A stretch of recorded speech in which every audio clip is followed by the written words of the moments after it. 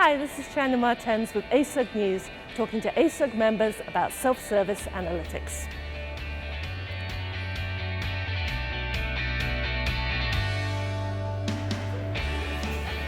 We're facilitators, but they know their business and they know their business questions much better than we can, especially across the organization and the variety of functions and data that we have made available to them. I've got a staff of like 6 people, and there's no way we'd be able to do everything.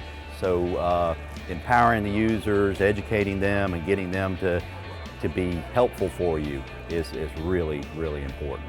Our initial suite of reports was really same thing for everyone, and that we learned, kind of learned the hard way. We really need to customize things to get feedback from them, and when we get feedback from them, then we've really got the buy-in, because they feel like they get to shape the process and shape how the reports look.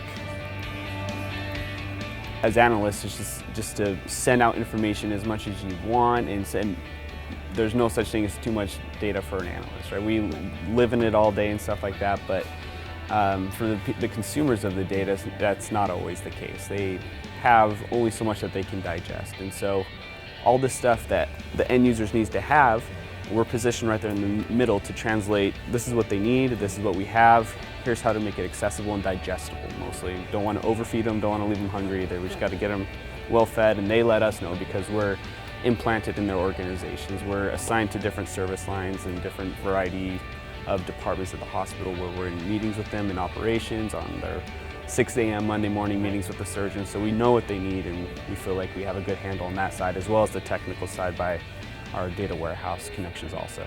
We built a suite of self-service reports, and we've really tried to build automated reports that also will burst just short, relevant information. So we got a lot of doctors who are really, really busy. They don't have a lot of time to really dig through data. And so we want the tool to do that for them and just kind of give them the highlights of what we want to get in front of them.